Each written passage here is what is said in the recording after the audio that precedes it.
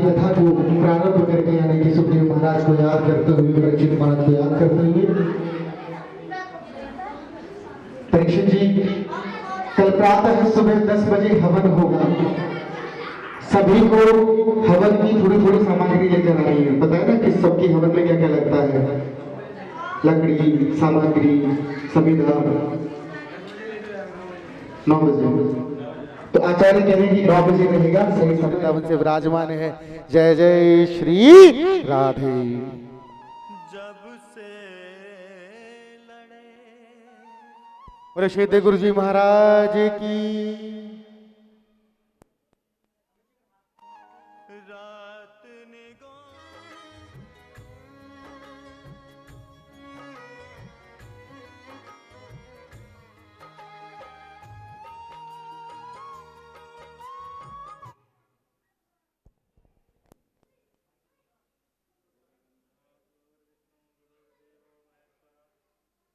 साक्षात् परब्रह्म तस्मै श्री गुरुवे नमः।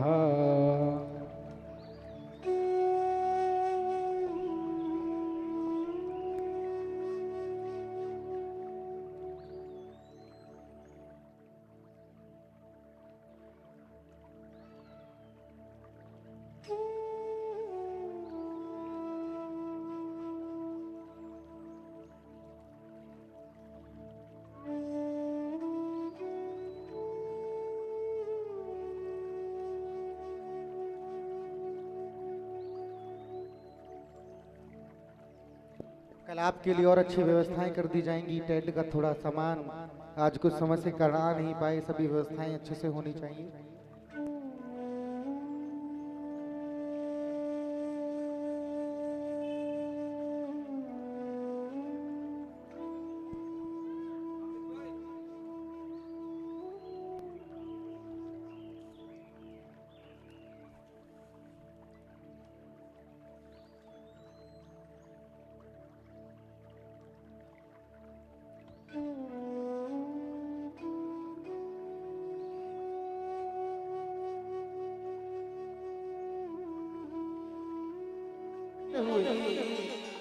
पापियों को पाप से है तारती,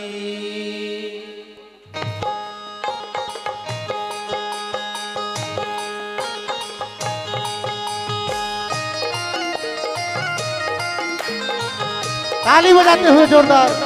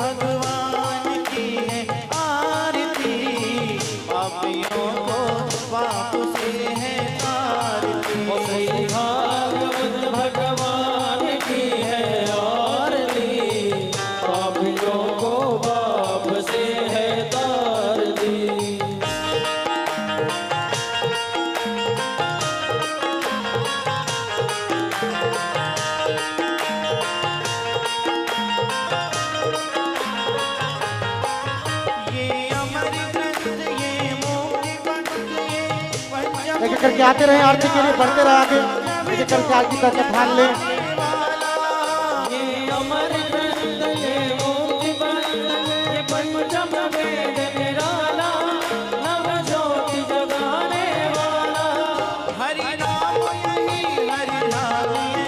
हरि नाम यही, हरि नाम यही, जय हो।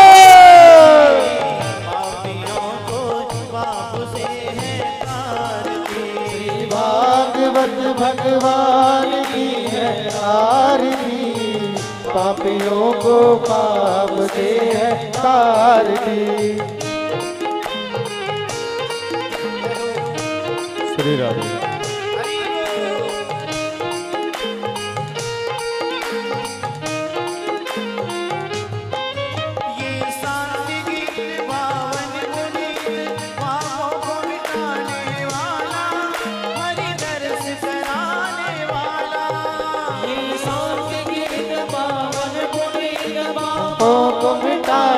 वाला, हर दर से कराने वाला, ये सुख करनी ये दुख हरनी, ये सुख करनी ये दुख हरनी।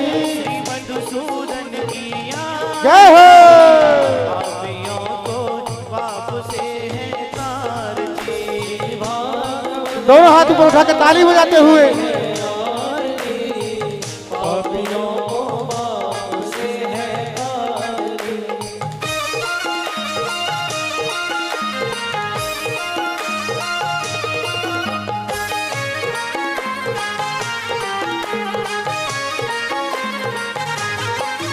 ये मधुर बोल जगबंद खोल, सन्मार्ग दिखाने वाला, बिगड़ी को बढ़ाने वाला। ये मधुर बोल जगबंद खोल, सन्मार्ग बताने वाला, बिगड़ी को बनाने वाला। श्री राम यही घनश्याम यही, मेरे राम यही मेरे श्याम यही। प्रभु के महिमा की आरती, पापियों को पाप से है तारती। भागवत भगवान की है आरती, पापियों को पाप से है तारती। कर्पूर गौरम करुणावतारम संसार सारम भुजगेन्द्रहारं, सदा वसन्तं हृदयारविन्दे भव भवानी सहितं नमामि, भव भवानी सहितं नमामि, भव बाकी वंशी विभूषित करा, नवनीरदाभात पीताम्बर दरुण बिंब फलाधरोष्ठा,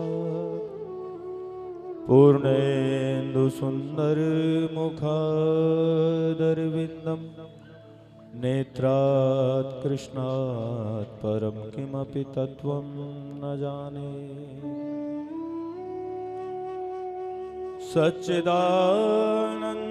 रूपाय विश्वोत्पत्त्यादि हेतवे, तापत्राय विनाशाय श्री कृष्णाय वयं नमः।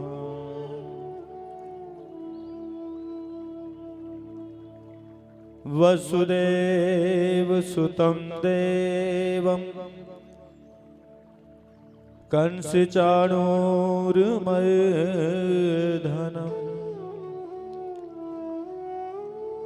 देवकी परमानन्दम्,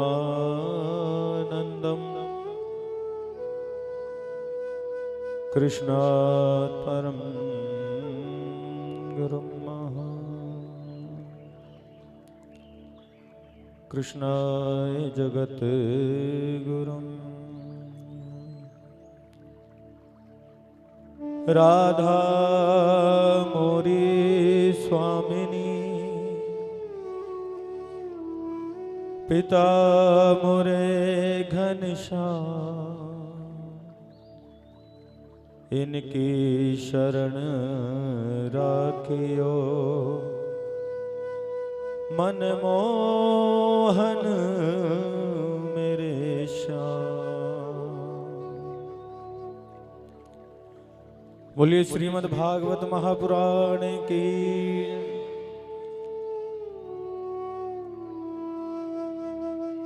सुखदेव जी महाराज की, वृंदावन धाम की।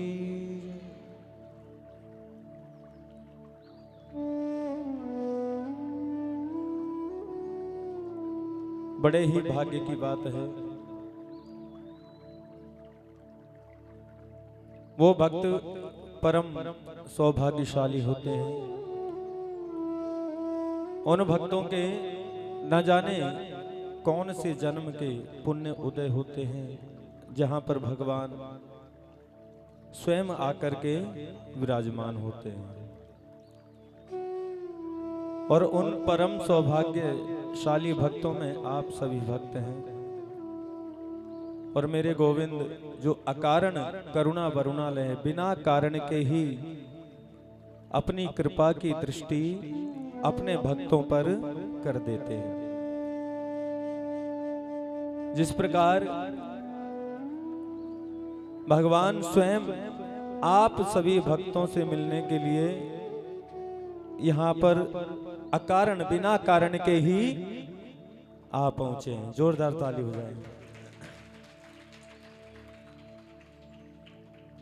कुछ भक्त कहते हैं कि भगवान राक्षसों का वध करने के लिए इस धरा पर, इस पृथ्वी पर अवतरित होते हैं,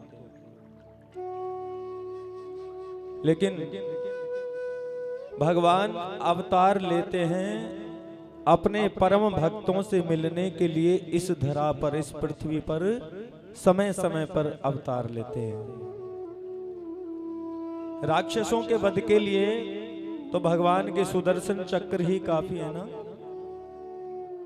तो भगवान अपने परम भक्तों से मिलने के लिए इस पृथ्वी पर आते हैं। और श्रीमद् भागवत कथा, भगवान श्रीमद् भागवत कथा में मेरे गोविंद के, मेरे बांके बिहारी के प्राण बसते हैं। जिस समय भगवान इस धरा से, इस पृथ्वी से गौलोक धाम जाने लगे तो अपने प्राण श्रीमद् भागवत को अर्पण करके गए। तो ये श्रीमद् भागवत जो है भगवान के प्राण हैं।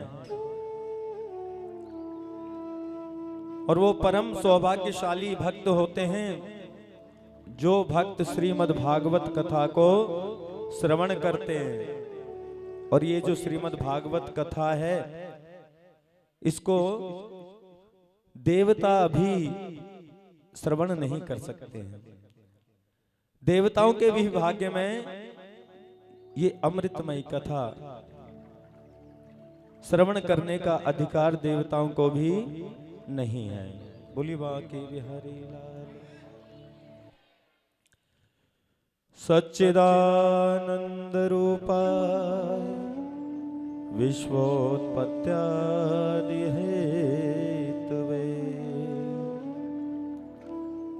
और आप सभी भक्त और ये सभी ग्रामवासी, ये जो श्रीमद् भागवत कथा किसी एक व्यक्ति विशेष के द्वारा नहीं की जा रही है, ये सर्वे सभी गांव वासियों के माध्यम से ही ये श्रीमद् भागवत कथा इस प्राचीन शिव मंदिर प्रांगण में की जा रही है। तो कोई भी भक्त ये ना सोचें कि कोई भी एक विशेष व्यक्ति इस कथा को करवा रहे हैं। ये सभी गांव वालों के लिए, सभी गांव वालों के जो पितृ हैं, जो किसी भी योनि में है, प्रेत योनि में है, सर्प योनि में है, या कहीं भी किसी भी योनि में है, ये सभी गांव वालों के पितरों के मोक्ष के लिए श्रीमद् भागवत की जा रही है। बोलिए बांके बिहारी लाल। बोलिए श्रीमद् भागवत महापुराण की। और श्रीमद् भागवत कथा श्रवण करने से जीव के 3 प्रकार के पाप नष्ट होते हैं। त्रिविध, दैविक और भौतिक। जो जाने अनजाने में जो पाप हो जाते हैं मनुष्य से, वो श्रीमद् भागवत कथा श्रवण करने से वो पाप नष्ट हो जाते हैं। इस आनंदमय श्रीमद् भागवत कथा को जो भक्त श्रवण करते हैं उनको परम गति की प्राप्ति होती है। बोलिए सुखदेव जी महाराज की। और इस आनंद को जीवन में किस प्रकार प्रकट करें, यही भागवत शास्त्र सिखाता है कि संसार में बड़े दुख हैं। और ये जो पृथ्वी, इनका एक और नाम है मृत्यु लोक। जीव यहां पर बार बार में मरता है, पल पल में मरता है, कभी किसी रिश्ते के आगे, कभी किसी रिश्ते के आगे। और ये जो श्रीमद् भागवत कथा है, भगवान मेरे गोविंद बांके बिहारी के प्राण बसते हैं। तो श्रीमद् भागवत कथा को श्रवण करके मनन करें। आप सभी भक्त प्रतिदिन अनेकों चैनलों पे कथा श्रवण करते हैं, सुनते हैं, देखते हैं, लेकिन कथा को अपने जीवन में श्रवण करके उसको धारण करना है, मनन करना है। और वेद कहते हैं, शास्त्र कहते हैं कि काम छोड़ो, क्रोध छोड़ो, मोह छोड़ो। लेकिन जो मनुष्य पान सुपारी तक नहीं छोड़ सकता, वो काम क्रोध मोह कैसे छोड़ सकता है? वेद कहते हैं कि प्राणी सब कुछ त्याग करके, प्राणी सब कुछ त्याग कर भगवान से मिलने के लिए जाता है। और तभी मेरे गोविंद, मेरे ईश्वर को पहचान सकता है। लेकिन भगवान को प्राप्त करने के लिए, भगवान को पाने के लिए घर छोड़ने की आवश्यकता नहीं है। सूत जी कहते हैं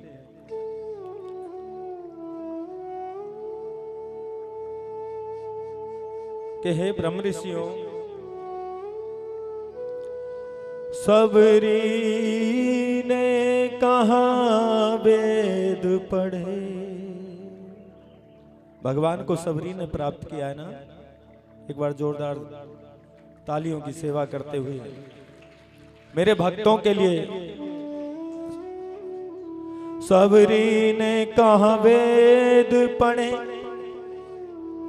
और गोपी कब गई पाठशाला। गजराज ने कहा मंत्र पढ़े और कुब्जा ने चंदन घिस डाला। भगवान को पाने के लिए सबरी ने कौन से वेद पढ़े थे, कौन से ज्ञान लिए सबरी ने, और गोपियों ने कौन सा अपना घर छोड़ा। गोपियों ने अपना घर नहीं त्यागा ना, भगवान को पाया। और गजराज ने कौन से मंत्र पढ़े थे। लेकिन भगवान मेरे गोविंद भाव के भूखे हैं, और भाव से आप सभी भक्त इस अमृतमय पावनमय कथा को, दिव्य कथा को आप श्रवण करेंगे और श्रवण करके मनन करेंगे। बोलिए श्रीमद् भागवत महापुराण की।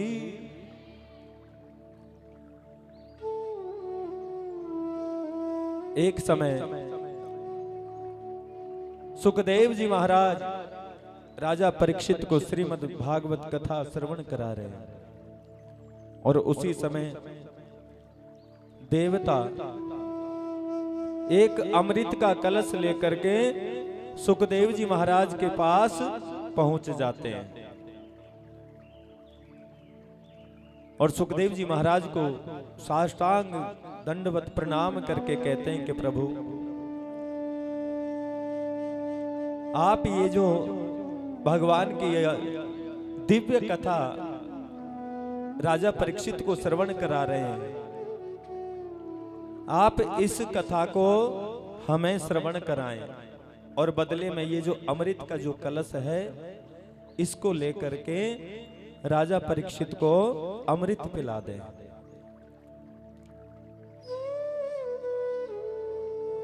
परम पूज्य संत श्री सुखदेव महाराज देवताओं से कहने लगे, कवम सुधा कवम कथा लोके कवम कांच कवम मणिमय महा। हे देवताओं, ये जो परम कथा है भगवान की, कहां तो कांच और कहां मणि। ये जो अमृत का जो कलश है ये तो कांच के बराबर है, और ये जो भगवान की जो अमृतमय दिव्य कथा मणि, कैसे तुलना हो सकती है। तो ये भगवान की कथा, श्रीमद् भागवत कथा देवता भी नहीं सुन सकते हैं, देवता भी श्रवण नहीं कर सकते हैं। और ये केवल ये मनुष्य जो तन मिला है, मानव का जो शरीर मिला है, इसी शरीर में इस कथा को श्रवण किया जा सकता है।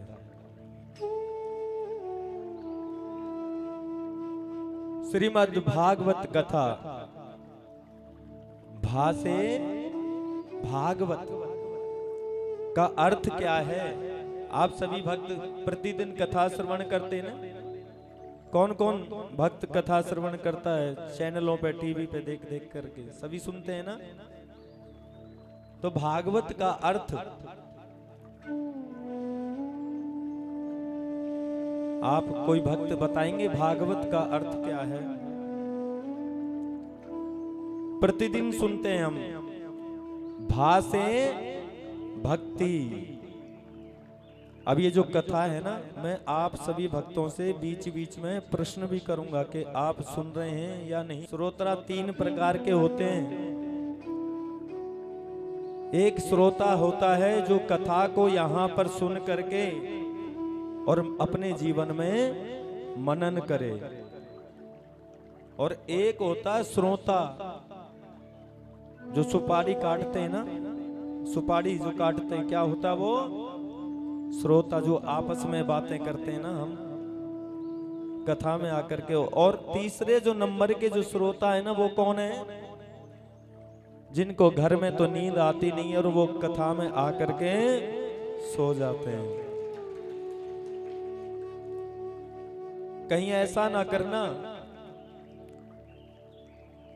एक जगह जैसे आज हम बिना बुलाए ही भगवान गोविंद अपने आप सभी भक्तों के बीच में विराजमान हो गए ना, तो ऐसे ही एक व्यास जी एक गांव में चले गए कथा करने के लिए। तो पहले दिन की जो कलश यात्रा थी, 10-11 माता आई कलश यात्रा में, और उनमें से ही कोई भी एक माता 1 दर्जन केले का प्रसाद लेकर के आई है। और व्यास जी ने वो प्रसाद, एक एक केले का प्रसाद सबको पहले दिन दे दिया। अब दूसरे दिन की कथा जब प्रारंभ हुई, तो पहले दिन कलश यात्रा में 10-11 माता थी, दूसरे दिन तो 6 ही रह गई केवल। क्योंकि जो माता जो लाई थी ना केले का प्रसाद, वो नहीं आई। अब तो केवल 6। व्यास जी ने देखा कि चलो मिश्री है, मिश्री का प्रसाद सब भक्तों को बांट दिया जाए। तीसरे दिन की कथा जब देखी, समाप्त हुई, जब व्यास जी ने अपनी आंखें खोली तो देखा कि केवल 2 माताएं रह गईं। तो व्यास जी ने सोचा कि चलो कोई बात नहीं, 2 तो हैं जो माताएं जो कथा को श्रवण कर रही हैं। अगर ये 2 माताएं भी 10 को कथा सुनाएंगी तो मेरा जीवन का तो वैसे ही कल्याण हो जाएगा। अब चतुर्थ दिवस की जब कथा हुई, चौथे दिन की, जब व्यास जी ने अपनी आंखें खोली तो देखा केवल एक बुजुर्ग माता बैठी है। अब व्यास जी ने अपने मन को संतुष्ट किया कि चलो एक तो है। व्यास जी बोले कि माता जी कथा कैसी लग रही है, समझ में आ रही है ना? बोले गुरुजी कथा बता तो कुछ ना समझ में आ रही, मैं तो इस इंतजार में बैठी हूं कि कब आप व्यास गद्दी से उतरें और जो आपके नीचे जो चादर बिछी हुई है उसको मैं घर लेके जाऊं।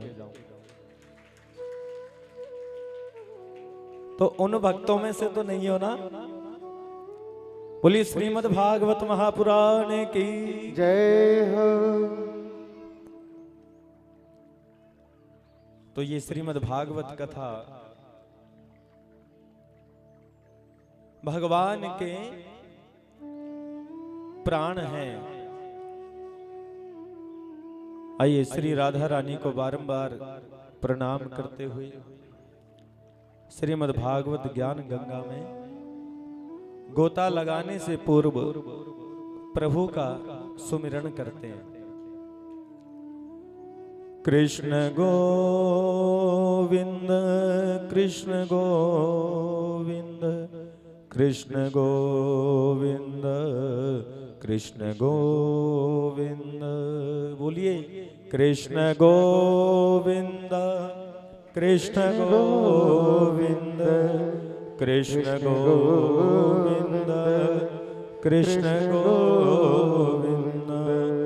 राधे गोविंद राधे गोविंद राधे गोविंद राधे गोविंद। तालियों की सेवा करते हुए राधे गोविंद राधे गोविंद राधे गोविंद राधे गोविंद। कृष्ण गोविंद कृष्ण गोविंद कृष्ण गोविंद कृष्ण गोविंद। राधे गोविंद राधे गोविंद राधे गोविंद राधे गोविंद। बोलिए श्री सोनक आदि ऋषियों ने श्री सूजी महाराज से प्रश्न किया। नारद जी एक समय नारद जी के मन में पृथ्वी पर भ्रमण करने की इच्छा जागृत हुई और एक समय चारों सनकादिक महर्षि भगवान के दर्शन करने बद्रिका आश्रम पर पहुंचे। वहां पर नारद जी महाराज को खिन्न अवस्था में देखा है। नारद जी महाराज खिन्न अवस्था में बैठे हैं, व्याकुल हो रहे हैं। तो संतों ने नारद जी से पूछा कि हे नारद जी, आप किस कारण से खिन्न हैं और आप किस सोच में हैं, इतने व्याकुल क्यों दिखाई दे रहे हैं? हे नारद जी महाराज, हमारे प्रश्नों का उत्तर दीजिए। नारद जी बोले, हे ऋषियों, मैं पृथ्वी को श्रेष्ठ मान करके पृथ्वी पर भ्रमण करने के उद्देश्य से वहां पर पहुंचा। नारद जी बोले, मैंने पुष्कर, काशी, गोदावरी, प्रयाग, कुरुक्षेत्र, श्री रंगपट्टम, सेतु बंधु, रामेश्वरम आदि तीर्थों में पहुंचा हूं और वहां पर मैंने सभी तीर्थों के दर्शन किए हैं। लेकिन वहां पर अधर्म के जो मित्र हैं, जिनका नाम कलयुग है, अधर्म के जो मित्र कलयुग ने पूरी पृथ्वी को अपने प्रभाव में डाला हुआ है। वहां के जो पृथ्वी के जो लोग हैं, जो मनुष्य वहां पर रहते हैं, वो केवल धर्म को भूल गए। ना तो वहां पर कोई पवित्रता है, ना शुद्धता है। मातु पितई बालकन बुलाई, पेट भरन की शिक्षा दिला। पृथ्वी के जो मनुष्य हैं, कलयुग के जो मनुष्य हैं, जो माता पिता हैं, अपने बच्चों को केवल एक ही शिक्षा दे रहे हैं। और वो शिक्षा कौन सी है? कि ये जो पेट कैसे भरा जाए। ना तो धर्म की शिक्षा है, ना संस्कार है, केवल एक ही शिक्षा है कि ये माया कैसे कमाई जाए, ये पैसा कैसे कमाया जाए। संत लोग पाखंडी हो गए हैं कलयुग में,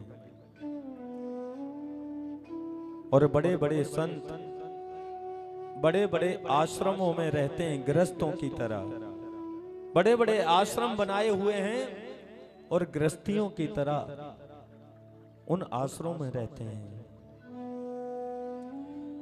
सन्यासी लोग पाखंडी हो गए, ढोंगी हो गए। ये कलयुग ने पूरी पृथ्वी को व्याप्त कर रखा है। तरुणी प्रभुता गहे शाल को बुद्धिदायक, कन्या विकृण्यो लोभा मतिनाम चैकल्कनम। कलयुग में सब घरों में स्त्री की ही चलती है। कलयुग में जितने घर हैं सब में स्त्री प्रधान है, और सब घरों में साले की भी चलती है। अगर कोई भी कार्य होता है ना तो अपने सगे संबंधियों के बाद में फोन जाएगा, सबसे पहले फोन कहां जाएगा? साली और साड़ू के पास सबसे पहले फोन जाता है ना। कोई भी अगर शुभ कार्य है घर में, और जो अपने सगे संबंधी हैं ना, जो जिन्होंने हमें जन्म दिया है, जो हमारे सुख दुख में सदैव साथ रहे हैं, उन सबको हम सुख में भूल जाते हैं। सबसे पहले फोन करेंगे साड़ू जी के पास, साली जी के पास। तो केवल कलयुग में एक ही रिश्ता रह गया है, और वो है साड़ू और साली का।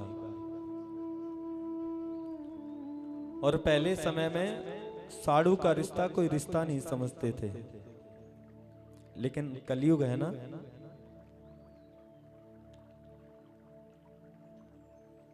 और कलयुग में लोभ में आकर के कन्याओं को बेचा जा रहा है। पैसे के लोभ में आकर के कन्याओं को बेचा जा रहा है, और स्त्रियां अपना सतीत्व बेच करके अपना पालन पोषण कर रही हैं। तो हे ऋषियों, इसी कारण से मेरा जो मन है वो खिन्न हुआ है। कलयुग का मित्र कौन है? अभी बताया था ना मैंने, कौन है कलयुग का मित्र? कोई भक्त बताएंगे? अभी बताया था। वो तो संसार के रिश्ते हैं, साड़ी और सालू। कलयुग का मित्र है अधर्म। इसलिए श्रीमद् भागवत कथा को बड़े ही मन से श्रवण करनी है, ताकि हमारे बाद में यहाँ कोई भी व्यास जी कथा करने के लिए आए तो व्यास जी प्रश्न करें, उससे पहले आप सभी भक्त उनके प्रश्नों का उत्तर दे दें। और कथा को मन से 2 या 3 घंटे का समय आप सभी भक्तों को हमें मिला है भगवान का गुणगान सुमिरन करने का। तो इस समय का पूरा लाभ उठाएं, और कोई भी प्रश्न आप कहीं से भी पूछ सकते हैं, बीच में भी प्रश्न कर सकते हैं कि गुरुजी ये प्रश्न ऐसे छूट गया, हमें दोबारा भी हम उसको श्रवण आपको कराएंगे। तो इस प्रकार सब कुछ देखता हुआ मैं यमुना जी की वृंदावन धाम पहुंच गया। कौन पहुंचे हैं? माइक दो इनको। कौन भक्त बताएंगे कौन पहुंचे हैं वृंदावन धाम में? नारद जी। जोरदार ताली बजा दें हमारी परीक्षित रानी जी के लिए। प्रसाद देंगे। जो भी भक्त हमारे प्रश्नों का उत्तर देंगे उनको इसी प्रकार प्रतिदिन प्रसाद मिलेगा। इसलिए कथा को मन से श्रवण करना है। आज का प्रथम दिवस है। आज कुछ व्यवस्थाएं नहीं बन पाई हैं। कल से संगीतमय कथा आप सभी श्रवण करेंगे और आप सभी भक्त भी काफी समय से कलश यात्रा में भूखे प्यासे बैठे हैं और शायद किसी भक्तों ने तो भोजन भी नहीं किया है। तो आइए श्रीमद् भागवत कथा को यहीं पर विराम दे करके कल की जो व्यवस्था है हमारे संस्थापक जी आप सभी भक्तों को बताएंगे।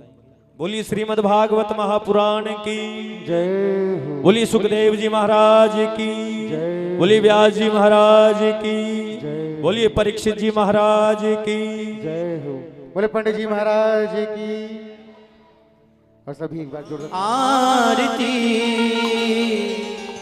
पापियों को पाप से है तारती।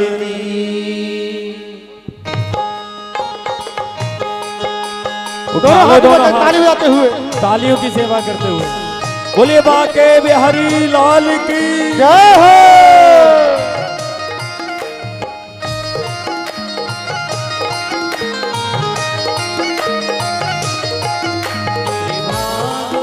भगवान की है आरती पापियों को पाप से है तारती।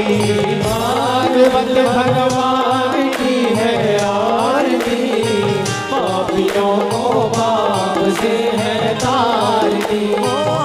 पापियों को पाप से पापियों को पाप से पापियों को पाप से पापियों को पाप से भागवत भगवान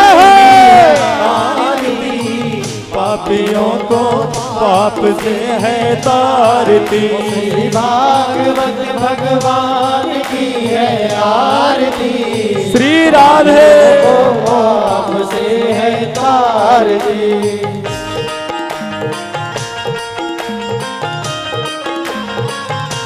श्रीमद् भागवत महापुराण की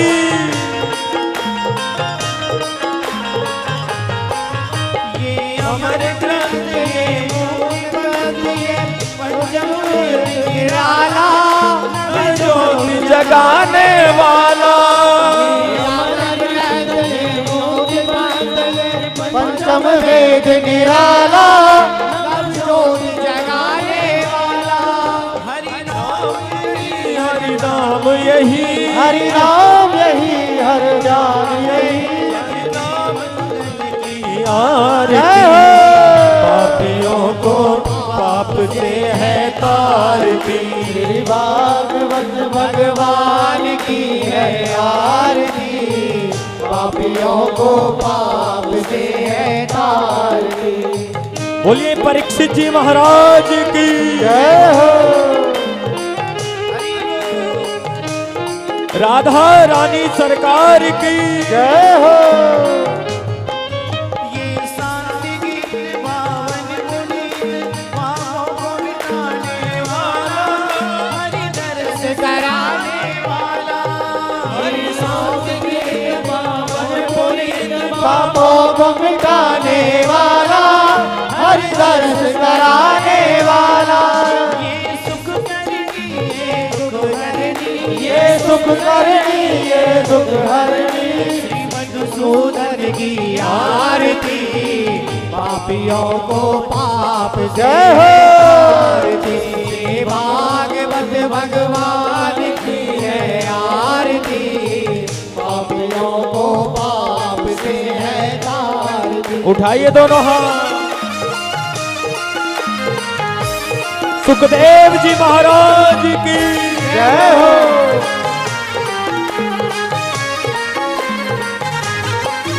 ये मधुर बोल जगबंद खोल सन्मार्ग दिखाने वाला पीढ़ी को बनाने वाला।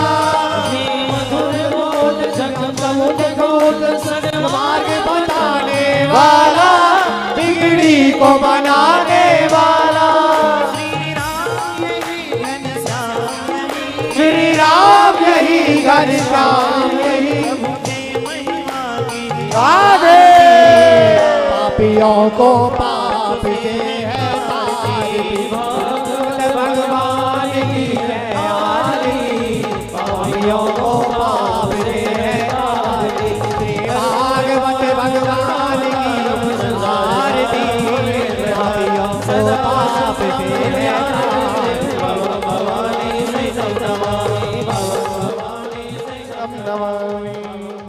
जोर ताली हो जाए। ओम दौ हौ शांतिरंतरिक गुं शांति।